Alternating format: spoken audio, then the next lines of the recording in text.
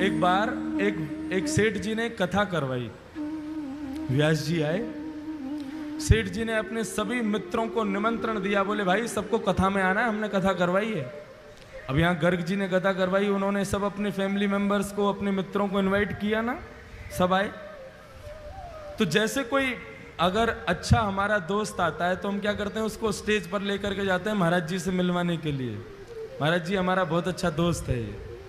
ऐसे ही वो सेठ जी ने कथा करवाई तो उनका एक दोस्त आया, अपने दोस्त को लेकर के ऊपर मंच पर गए और मंच पर जाकर के महाराज जी से मिलवाया। और वो दोस्त जो था वो कभी भजन वजन नहीं करता था, लेकिन अपने दोस्त के कहने पर वो आ गया था कथा में।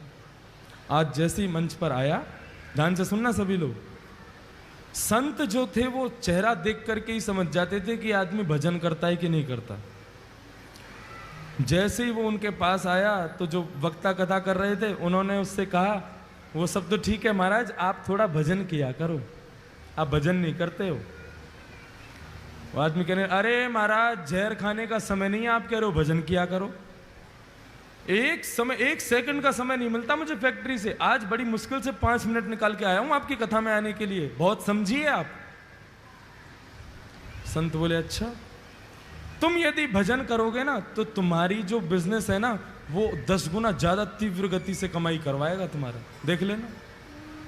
अब जिसको अपनी बिजनेस की पड़ी रहती है और बढ़े, और उसको तो उपाय चाहिए कैसे भी बढ़े। अच्छा सच में? बोले हाँ, 5 मिनट बस भजन करना है तुम्हें, सब हो जाएगा काम। कहीं भी समय निकालो, 5 मिनट भजन करो। तो उसने कहा कभी भी कर सकते हैं? बोले हाँ कभी भी करो। और उस भले आदमी ने पता कौन सा समय चुना? सुबह सुबह बाथरूम में बैठ करके भगवान का भजन करता था।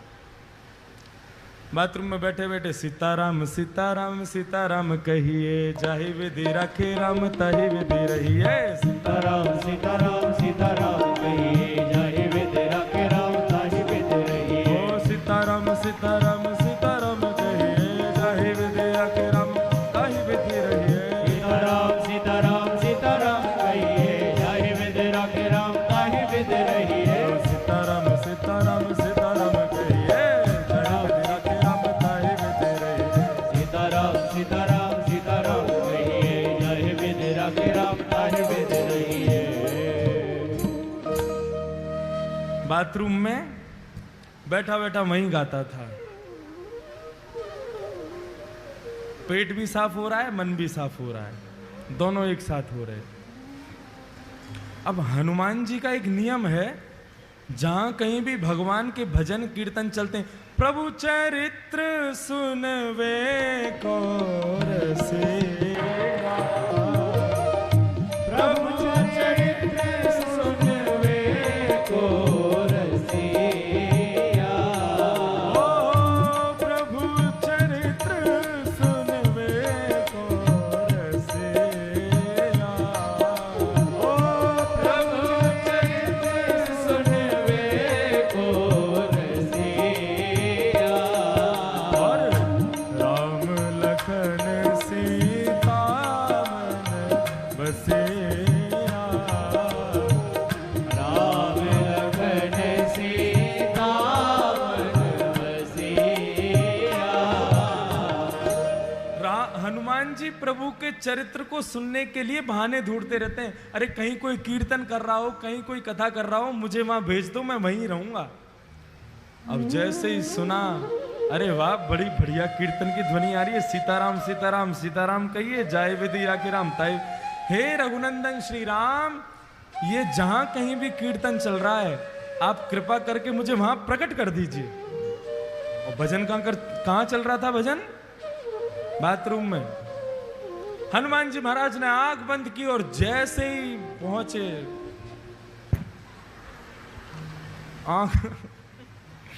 आंख खोल करके देखा, हनुमान जी महाराज का पूरा दिमाग खराब हो गया। क्या कर रहा है भाई? बोले भजन कर रहा हूं। यही जगह मिली थी तुझे भजन करने की?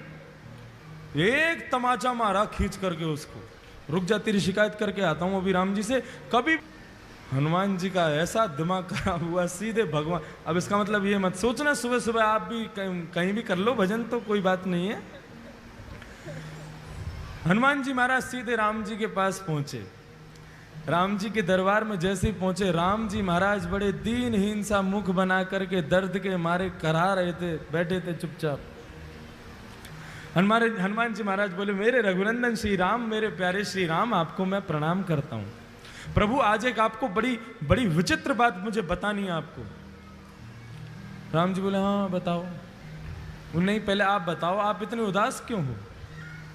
नहीं कुछ नहीं, ऐसा कुछ नहीं। नहीं नहीं प्रभु बताना तो पड़ेगा आपको। अरे भाई बोला ना कुछ नहीं। प्रभु आपको मेरी सौगंध, बताइए ना क्या बात है। मैं आपको दुखी नहीं देख सकता, आप एक बार बताइए तो सही क्या कष्ट है। राम जी बोले, हमारी पीठ में बहुत तेज दर्द हो रहा है। बोले क्यों? बोले स्वयं खुद ही देख लो। जैसे ही पीछे पीठ के पास गए, हनुमान जी बोले कहां देखना है? बोले हमारा अंग वस्त्र हटाओ। अंग वस्त्र जैसे ही हटाया महाराज, बानर के पंजे का निशान बना हुआ था वहां पर। हनुमान जी महाराज बोले, प्रभु किस बानर की इतनी हिम्मत हो गई, मेरे होते हुए आप पर प्रहार किया उसने? राम जी बोले, बस ऐसे ही है, कुछ लोगों को ज्यादा ही छूट मिल गई है। बोले नहीं नहीं प्रभु आपको बताना तो पड़ेगा, ये लगी कैसे आपको? राम जी बोले, हम नहीं बोलेंगे। बोले नहीं नहीं प्रभु बताना पड़ेगा। बोले हम नहीं बताएंगे। बोले आप मत बताओ, मैं एक अभी फिंगरप्रिंट चेक करवाता हूं ना। किसके फिंगरप्रिंट्स हैं इस पर? सारे बानरों को बुला लिया विश्व भर के और कहा, किसकी हिम्मत हुई मेरे राम जी को हाथ लगाने की? बानर सब कांपने लगे। बोले महाराज हमारी हिम्मत नहीं है, हम तो राम जी को दूर से ही देख के भाग जाते हैं। आप जो उनके पास रहते हो, हम मारने की सोच भी नहीं सकते। बोले ऐसे नहीं बताओगे, एक एक करके आओ और अपना हाथ रखो। जिसका हाथ यहां पर सटीक बैठ गया उसी ने मारा है। अब एक एक करके सारे बानर जा रहे हैं, राम जी के उस पंजे पर हाथ लगा रहे हैं। राम जी मन ही मन प्रसन्न हो रहे हैं, कर लो सब कुछ कर लो, जो करना है कर लो। एक एक करके सारे बानर चले गए महाराज, एक का भी हाथ नहीं बैठा। हनुमान जी चरण पकड़ के बैठ गए, प्रभु बताइए ना किसने मारा? इनमें से तो कोई भी नहीं था। अच्छा बता दूं? बोले हाँ बताओ। तुमने अपना हाथ लगा के देखा क्या? हनुमान, अच्छा मैं, आपको लगता है मैं मारूंगा? नहीं मैं मार तो नहीं सकते, पूछ रहा हूं तुमने लगा के देखा? बोले नहीं, एक बार देख के आओ।